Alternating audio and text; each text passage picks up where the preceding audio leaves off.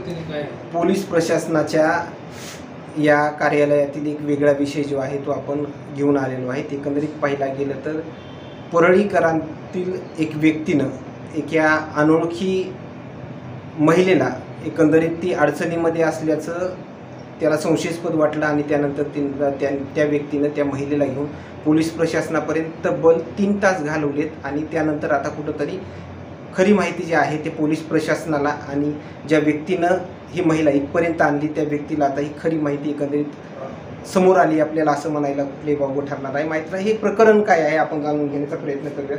काय नेमकं प्रकरण आहे? ही मुलगी मी ज्यावेळेस मी बीडहून इकडे येत होतो त्यावेळेस ही मुलगी मला बसमध्ये सापडली आणि त्यावेळेस ती बोलत मला म्हणे की सर मला परळीमध्ये नेऊन माझी राहण्याची व्यवस्था करा आणि मला काम लावा, काहीतरी काम लावा. मी म्हटलं अशी नेमकी अडचण काय आहे तुझ्याकडे? तर ती म्हणे सर मला म्हणजे घरातून हाकलून दिलेले, मला तिकडे मारहाण करतात. मग मी तसा विचार न करता डायरेक्ट तिला गोड बोलून व्यवस्थित इथं म्हणजे परळीत आणली आणि तिला खाऊ पिऊ घालून पुन्हा पोलीस स्टेशनला आणून खरी परिस्थिती पोलीस स्टेशनमध्ये पोलीस अधिकाऱ्यांनी काढली आणि तिच्या म्हणजे खरी सत्यता इथं उघडी पडली. आपण त्या मुलीसोबत देखील चर्चा करण्याचा काय नेमकं अडचणी येत आहेत? तू अशी वारंवार या शहरातून त्या शहरामध्ये फिरतेस, काय म्हणजे आई वडिलांकडून त्रास आहे किंवा नवऱ्याकडून काही त्रास आहे असं काही आहे का? मॅडम, खरं तर 2 तास तुमची आणि यांच्यामध्ये संवाद झाला, पण यापूर्वी अगोदर खोटी माहिती सांगितली. नेमकी काय माहिती तिनं सांगितली होतं? काय नाव सांगितलं होतं आणि आत्ता काय नेमकं नाव सांगितलं आहे तिने? नाव खोटं सांगितलं होतं. अगोदर मराठा कास्ट म्हणून सांगितली होती.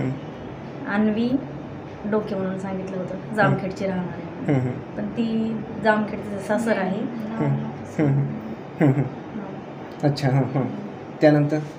त्यानंतर थोड्या वेळानंतर तिला दुपारपासून प्रेमानेच विचारत होतं. आता थोड्या वेळापूर्वी सरांनी सांगितलं की बाबा तू सत्य परिस्थितीत जर सांगशील की म्हणलं अनाथ आश्रमात सोडायचं आम्हाला, पण तिचे रिलेटिव्ह जर असतील तर अनाथ आश्रमात तिला कसं सोडणार आपण? उद्या तिला पण खरं तर अन्वी डोके नाव सांगितल्यानंतर आपल्या प्रशासनामार्फत कशा प्रकारे चौकशी वगैरे करण्यात आली? त्यामध्ये 2 तास गेले.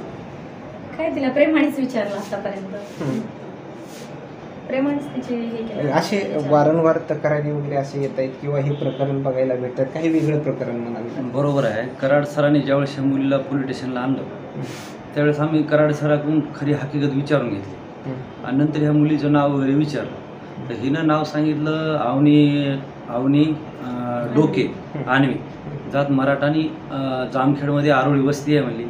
मग आमचे साहेब जामखेडचे असल्यामुळं साहेबांना मी पोलीस निरीक्षक साहेब लोहकरे सरांना माहिती दिली. मग त्यांनी तिथल्या PI साहेबाला फोन करून चौकशी केली, परंतु ह्या नावाची मुलगी डोके हे बुदोडा गावामध्ये तिथे चौकशी केली, पण वैजनाथ डोके हिचा आजाजी म्हणत होती. ही माहिती सर्व खोटी भेटली. मग आम्ही ह्या मुलीला वेगवेगळ्या पद्धतीनं आमच्या महिला पोलीस कर्मचाऱ्याकडून थोडं म्हणजे वेगळ्या पद्धतीनं विचारलं तर तिनं बाजूला जाऊन एकांतात सांगितलं की माझं नाव ते नसून मी मुस्लिम समाजाची आहे, परंतु मी दबावापोटी म्हणा किंवा काय परिस्थितीनुसार मी खोटं सांगितलं होतं आणि मी विवाहित आहे आणि माझ्या नवऱ्याची थोडी कुरबुर झाल्यामुळं मी आले, परंतु मला जायचं नाही. मग आम्ही साहेबाला तशी माहिती सांगितली आणि हिच्याकडून तिच्या नवऱ्याचा, भावाचा आणि वडिलाचा मोबाईल हस्तगत केला, पत्ता हस्तगत केला. मग हिच्या वडिलाशी संपर्क केल्याच्या नंतर हिला हुडकिण्यामध्ये शोधामध्ये परेशान होते. मग त्यांनी सांगितलं की तुम्ही पोलीस स्टेशनला हिला थांबून ठेवा, आम्ही निघालो. आता तिचे नगरहून त्या जामखेडवरून नवरा, आईवडील, भाऊ हे सर्व तिकडून निघालेले आहेत. मग ही माहिती आम्ही आमच्या लोहकरे साहेबांना सगळी सांगितली, ससाने साहेबाला सांगितली, शिंदे साहेबाला सांगितली आणि ती मुलगी आता आमच्या पोलीस स्टेशनच्या ताब्यामध्ये सुरक्षित आहे. पुढील आता तिचे आईवडील या ठिकाणी आल्याच्या नंतर ताब्यात देण्याची प्रोसेस अधिकाऱ्याला विचारून. खरं तर कराडसारखे जे व्यक्ती आहेत ते असं एवढ्या पुढे येऊन कुठंतरी पोलीस प्रशासनापर्यंत या घटना समोर आणतात, असं हे प्रमाण कमी का सर्वच जण मदत? नाही, कराड सराचं आम्ही बघितलं, कारण कराड सराचा आमचा काही जास्त संपर्क आला नाही. आता आला त्यावेळेस आम्हाला एक वाटलं की हा व्यक्ती वयस्कर आहे, म्हणजे कुठेतरी जबाबदारी घ्यासारखं आहे आणि सोशल वर्कर आहे, म्हणून त्यांना काही वाटलं असावं की अनाथ मुलगी आहे, तिच्या चेहऱ्यावरून तिला भूक लागली असेल काही असेल म्हणून विचारून त्यांनी काय केलं की एक आपण कर्तव्यदक्ष नागरिक म्हणून आणि आपल्याला पोलिसाचा पाठिंबा पाहिजे व्हावा म्हणून त्यांनी पोलीस स्टेशनला आले आणि अशी हकीकत सांगितल्यामुळं तिची खरी माहिती उघड झाली. आणि आता या कराड सरच्या या कामामुळं ही मुलगी त्यांनी जर इथं आणली नसती तर कुठं भटकली असती हे माहीत नाही, परंतु आज कराड सरच्या या कार्यामुळं त्यांनी आम्हाला दिलेल्या माहितीमुळं आणि आमच्या मदतीमुळं ह्या मुलीला तिचे आईवडील, तिचा पती, काही जो घरातलं भांडण असेल तर ती मुलगी त्यांच्या आईवडिलात कुटुंबात जाईल आणि कराड सरचं एक काम चांगलं तर त्यांनी हे असं. परळीकरांना अशा घटना संदर्भात काय मेसेज राहणार आहे प्रशासनाचा? आता कराड सर परळीकर आहेत, ते राहणारे खेडेगावातले, इंजेगावचे, नात्रा इंजेगावचे आहेत आणि खेड्यात खरंच माणुसकी आहे हे आज सिद्ध झालेलं आहे. कारण हा माणूस कराड सर आज जवळजवळ 2-4 तास इथं वेळ घातलेला आहे. घरून त्यांना फोन येतात, तुम्ही काय येत नाही, परंतु ह्या सोशल वर्कपासून, समाजसेवेपासून तो दूर जात नाही. ही आम्ही डोळ्यानं बघितले. अशा ज्या अडचणीमध्ये महिला असतात किंवा मग कुणी बी परळीकर असोत किंवा अशा जर घटना जर सामोरे आल्या तर त्यांनी कसं समजून घ्यायला पाहिजे आणि प्रशासनाची मदत कशा प्रकारे घ्यायला पाहिजे? त्यांनी खरं सांगायचं म्हणजे ते पोलिसापासूनच खोटं बोलतात. दुपारी 2 वाजेपासून तिला जवळपास आम्ही प्रेमानेच बोलतोय. शेवटला तिला राग आणि म्हणलं की बाबा तुला म्हणलं आता किती वेळ पोलीस स्टेशनमध्ये बसून ठेवणार आहे, तर तू सांग तुझ्या आजी. तिनं आईवडील मेलेले सगळं सांगितलं मला, फॅमिलीमध्ये कोणीच नाही आहे, आईवडील मेलेले त्या ॲक्सिडेंटमध्ये 6-7 वर्षापूर्वी.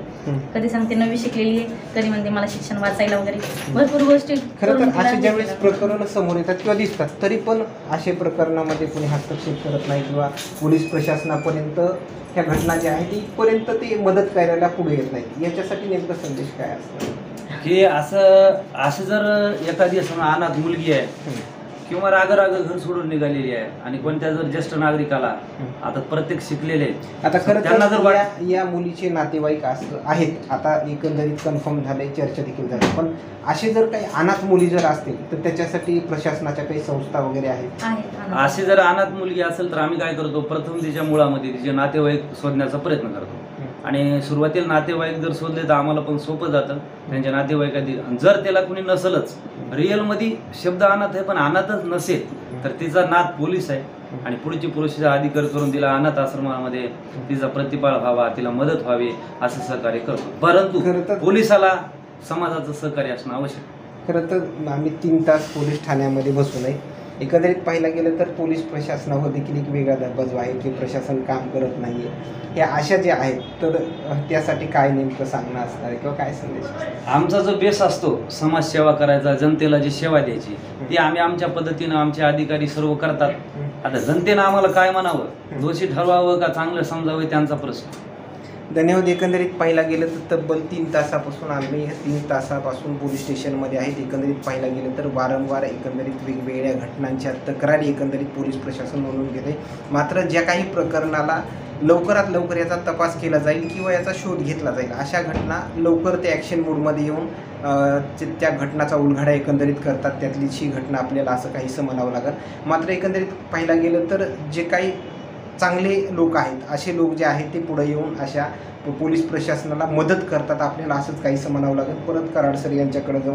नेमकं खरं तर तुम्ही ग्रामीण भागातले आणि हे प्रत्येकाला घराकडे जायची ओढ असते, मात्र हे असं प्रकरण दिसलं, काय नेमकं मनाच्या भावना झाल्या तुमच्या? मला वाटलं काही गरीब मुलगी आणि ही जी आहे ही जाऊन एक तर कोणाच्या म्हणजे चांगल्या व्यक्तीच्या तावडीत ते काही सापडणार नाही. हिच्यापेक्षा सुरक्षित ठिकाण कुठलं आहे? Parli police station. त्या हिशोबाने आम्ही त्यांना पोलीस स्टेशनला इथं आता खरं 3 तासापासून थांबलात. घरगुती काही अडचणी वगैरे नाही? घरगुती अडचणी होत्या, भरपूर अडचणी आहेत. परंतु आता ते कसं आहे, पहिलं वर्क आपलं हे प्रथम प्राधान्य इथे दिलेलं आहे मी, नंतर पुन्हा घरचं पाहूया. आता खरं तर 3 तास इथं थांबलात. आता ज्यावेळेस घरी गेणार आहे ही घटनाक्रम सांगलाय, आता घरचे काहीतरी ओरडून येत असा देखील विचार मनामध्ये आलाय, तर त्यावेळेस कसं घरच्यांना कसं फेस करणार? नाही, घरच्यांना उलट आनंद होणार आहे. एखाद्या चांगल्या मुलीला आपण चांगलं म्हणजे हे दिलेलं आहे, एक चांगल्या सुरक्षित ठिकाणी पोहोचवले ह्याचा आनंद सगळ्यांना भेटणार. अच्छा, म्हणजे घरचे देखील तुम्हाला अशा प्रकरणामध्ये सपोर्ट करतात. एकंदरीत पाहायला गेलं तर ज्या कुटुंबामध्ये एक सहकार्याची भावना जी निर्माण होती ती सर्वच कुटुंबावर एक वेगळा आदर जो आहे तो निर्माण होता. तसं या कराड सरांचं काम आहे असं एकंदरीत म्हणावं लागलं. मात्र पोलीस प्रशासन हे काम करत नाही, पोलीस प्रशासन कारवाई करत नाही, पोलीस प्रशासन हे तपास करत नाही.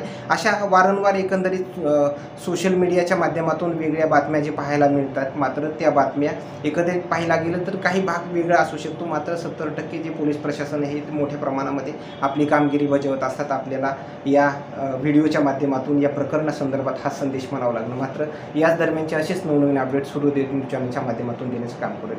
कॅमेरा उमाकांत फडसोबत सचिन मुंडे, सूर्योदय मीडिया, बीड, परळी.